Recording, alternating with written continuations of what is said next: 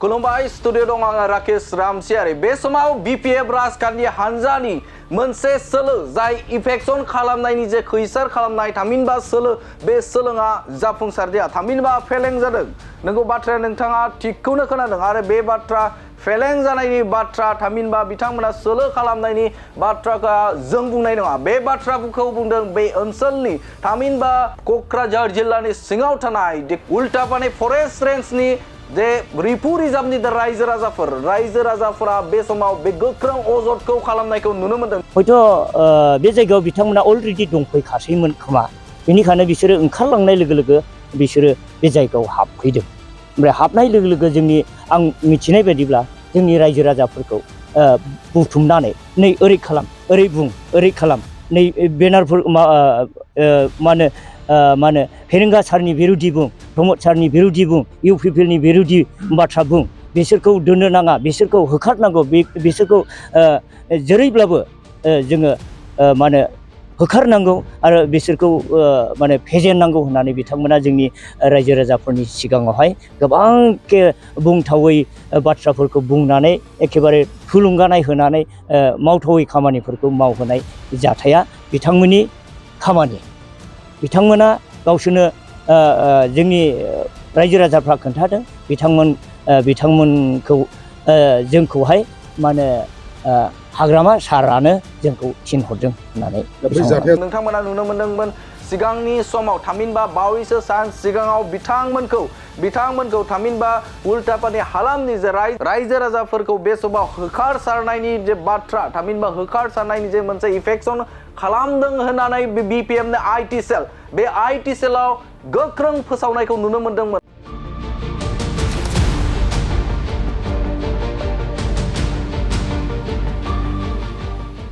आरो बे जायगायाव थांनानै गोबां सुबुंफोरा बा थामहिनबा बीपीएफनि दैदेनगिरिफोरा बे ओनसोलाव थांनानै रेशन रानहैनायखौबो नोंथांमोना नुनो मोनदोंमोन आरो बेखौ लानानैनो बे बाथ्राया माबोरै जानाय बोरैहाय जादोंमोन आरो माबोरैहाय बिथांमोना बै समाव जे मिशन बैसोमुथि आरो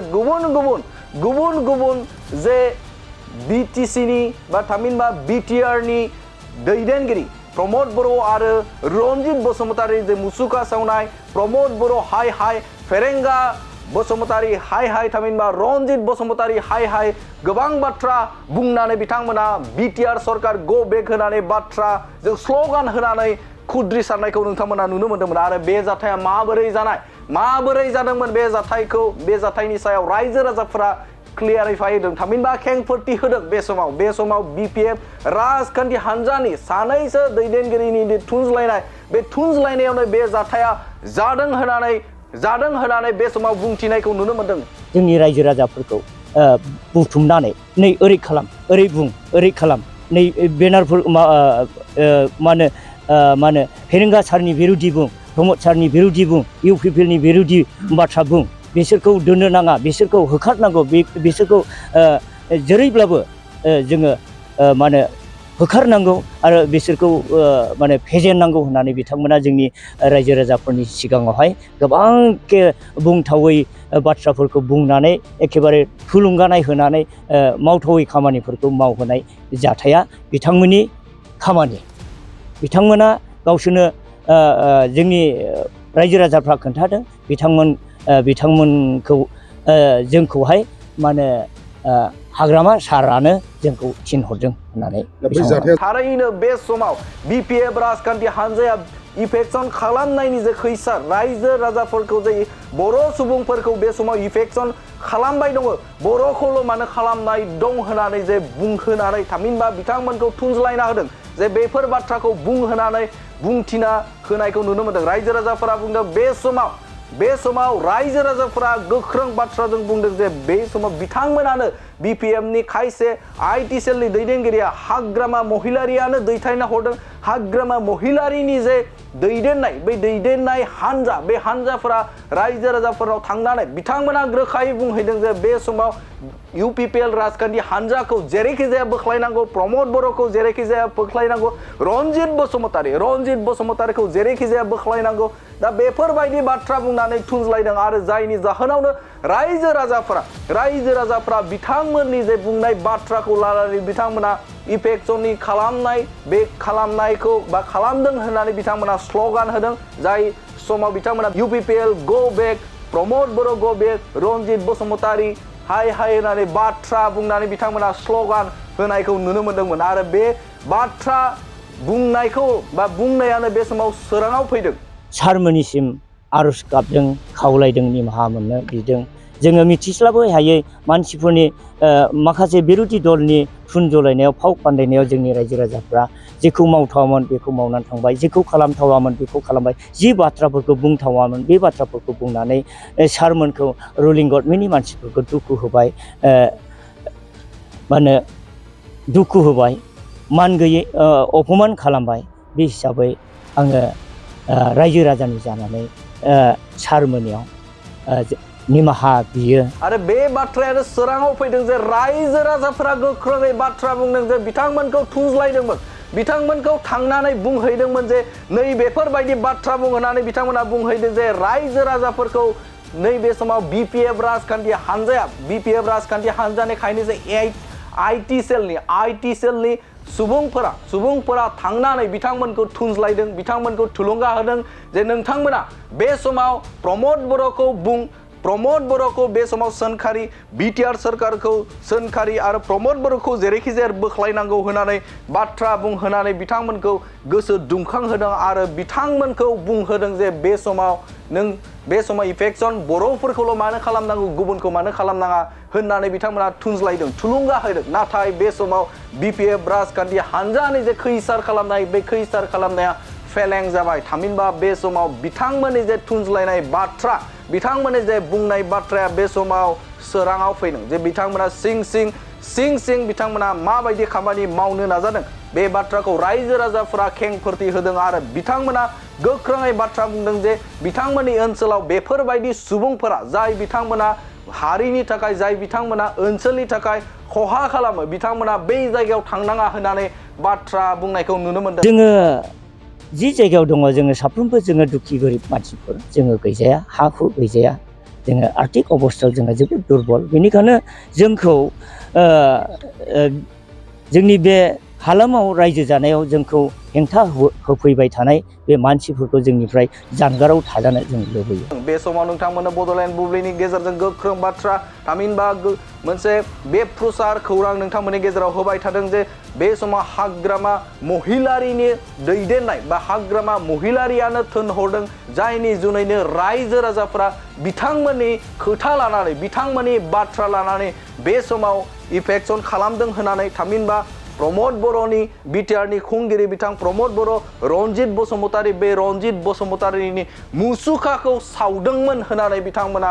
खेंफोरथि होनायखौ नुनो मोन्दों आरो दिनै बिथांमोना बे समाव BTRनि मावफुं सोद्रोमा रनजित बसुमतारीनि न'आव बिथांमोना फैनानै निमाहा बिफिदों आरो बिथांमोना निमाहा बिनानै बुंदों बे समाव जोंखौ थुनज्लायदोंमोन आरो जोंखौ थुनज्लायनानैनो बिथांमोना बाथ्रा बुंहोदोंमोन नैबेफोरबायदि बाथ्रा बुं नोंथांमोना जुदि प्रमद बर'खौ जेरैखि जाया बोख्लायनांगौ BTRनि हाग्रा बिफान बिथां रनजित बसुमतारीखौ जेरैखि जाया बिथांखौ बदनाम खालामनांगौ होननानै बाथ्रा बुंनायखौ नुनो मोन्दों आरोबाव बिथांमोना मा बुंदों नोंथांमोननि गेजेराव बड'लेण्ड बुब्लिनि गेजेरजों होनि गोजोन्थों। नंगौ सार बियो माखासे माने बिरोधि दलनि थुनजलायनायावहाय बे जाथाया जानानै थांदों सैथो बेवहाय जेब्ला डिपार्टमेन्टनि मानसिफ्रा जोंनि बे जायगानि न' बांफोरखौ सिफायनानै थांदों थांनाय लोगोनो बिथांमोना हयथ' बे जायगायाव बिथांमोना अलरेडि दंफैखासैमोन खोमा बेनिखायनो बिसोरो ओंखारलांनाय लोगो बिसोरो बे जायगायाव हाबफैदों ओमफ्राय हाबनाय लोगो जोंनि आं मिथिनाय बायदिब्ला जोंनि रायजो राजाफोरखौ बुथुमनानै नै ओरै खालाम ओरै बुं ओरै खालाम नै बेनारफोर मा होनो फेरेंगा सारनि बिरुदि बुं प्रमद सारनि बिरुदि बुं UPPLनि बिरुदि बाथ्रा बुं बिसोरखौ दोननो नाङा बिसोरखौ होखारनांगौ बिसोरखौ जेरैब्लाबो जोङो होखारनांगौ आरो बिसोरखौ फेजेननांगौ होननानै बिथांमोना जोंनि रायजो राजाफोरनि सिगाङावहाय गोबांखे बुंथावै बाथ्राफोरखौ बुंनानै एखेबारे थुलुंगानाय होनानै मावथावै खामानिफोरखौ मावहोनाय जाथाया बिथांमोननि खामानि बिथांमोना गावसोरनो जोंनि रायजो राजाफ्रा खोन्थादों बिथांमोनखौ जोंखौहाय मा होनो हाग्रामा सारानो जोंखौ थिनहरदों होननानै दा बै जाथाया जाखांनायनि उनाव नोंथांमोना पाब्लिक हिसाबै माबायदि एफेक्टआव गोग्लैदों जोङो बे जाथायनि उनाव जोङो गोबां दुखु खस्थ' भुगिनांदों जोंहा माखासे थानाय न' बांफ्रा सिलिंखार जालांदों बारा बर्तन सिलिंखार जादों जानाय लोंनाय गैया जादों दा जोङो बेबादि अबस्थायाव जोङो भुगिनांनानै दङ मा लुबैयो दा बेनिखायनो जोङो आङो रायजोनि जानानै आङो सारमोननिसिम आर'ज गाबदों खावलायदों निमाहा मोननो बिदों जोङो मिथिस्लाबै हायै मानसिफोरनि माखासे बिरोधि दलनि थुन जलायनायाव फाव फान्दायनायाव जोंनि रायजो राजाफ्रा जेखौ मावथावामोन बेखौ मावनानै थांबाय जेखौ खालामथावामोन बेखौ खालामबाय जि बाथ्राफोरखौ बुंथावामोन बे बाथ्राफोरखौ बुंनानै सारमोनखौ रुलिं गभर्नमेन्टनि मानसिफोरखौ दुखु होबाय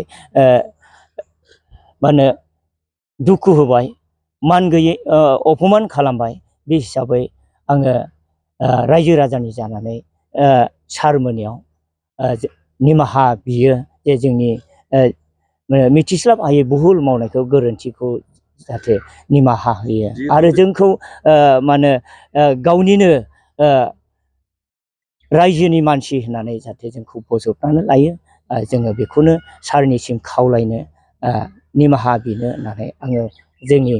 माने हालामाव थानाय रायजो राजाफोरखौ लानानै फैदों जिहेतु बे ओनसोलाव थानाय रायजो राजाफ्रा गोबां गोरिब सुबुंनि नंगौ सार बेबायदि माखासे गाज्रि थुनज्लायग्रा सुबुंफोरखौ बे गोरिब सुबुंफोरनिफ्राय गोजानाव थानाय नोंथाङा मा बुंयो मा खावलायो जोङो जि जायगायाव दङ जोङो साफ्रोमबो जोङो दुखि गोरिब मानसिफोर जोङो गैजाया हा हु गैजाया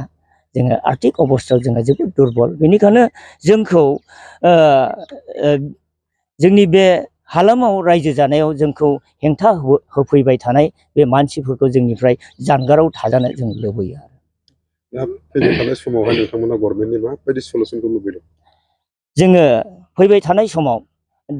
दानिफ्राय लानानै जोङो जोंनि जिथु दानि रुलिं गभर्नमेन्टनि मावनाय दांनाय गासैबो आसार खान्थिफोरखौ जोङो मा होनो जोंनि नोजोराव जोङो जोबोद मोजां मोनदों आरो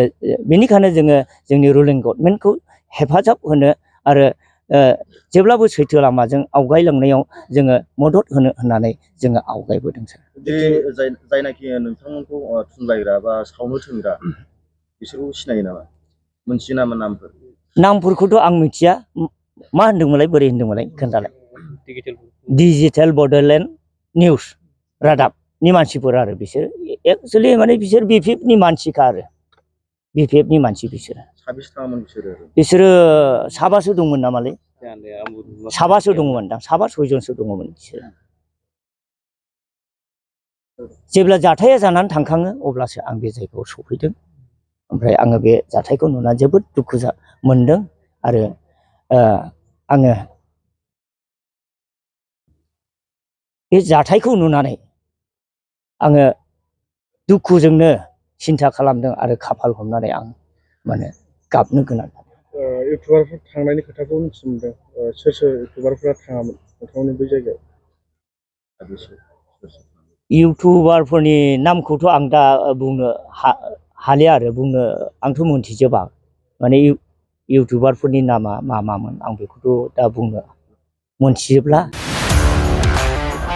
गोजोनथाव खौरां बाजाज बाइक लानो गोसो गुदुं सुबुंफोरनि थाखाय गोजोनथाव खौरां क'क्राझार सहराव थानाय दावहारु अट' एजेन्सिया 27 मार्चनिफ्राय 30 एप्रिलसिम बिहु एन्ड ईद धामाका अफार आरो एक्सचेन्ज मेलानि गोबां खाबुफोर होगासिनो दं दावहारु अट' एजेन्सिनिफ्राय बायगिरि बिथांमोना 7,999 राङावनो लवेस्ट डाउन पेमेन्ट होनानै बाजाज बाइक लानो हागोन दावहारु अट' एजेन्सि श'रुमजों लोगोसे कारिगाव फेस्टिभ आउटलेट आरो दतमा फेस्टिभ आउटलेट आरो भटगाव फेस्टिभ आउटलेट ब्रान्च श'रुमाव होबाय थानाय बिहु एन्ड ईद धामाका अफार आरो एक्सचेन्ज मेलायाव फैनानै नोंथांनि लुबैनाय बाजाजनि बाइकखौ लांफैनो हागोन बाजाजनि बाइक सालायनो मोजां मोनग्रा रायजो राजाफोरनि थाखाय दावहारु अट' एजेन्सि श'रुमा बेनि अनगायैबो गोबां मोजां अफार लाबोदों बेफोर अफारफ्रानो जाबाय जेरै helmet free 5 litre petrol free आरो गासैबो मडेलनि एक्सचेन्ज खाबुआ एभेलेबल जागोन आरोबाव गुबुन मोनसे मोजां खाबुआ जादों 500 रां होग्रोनानै गोसोबादि बाइकखौ नोंथाङा आवगायना दोननो हागोन। गोबां बाथ्रा मिथिबावनो थाखाय 60000399878822018193 जानबुं नाम्बारनि गेजेरजों खौरां लाहरनो हागोन।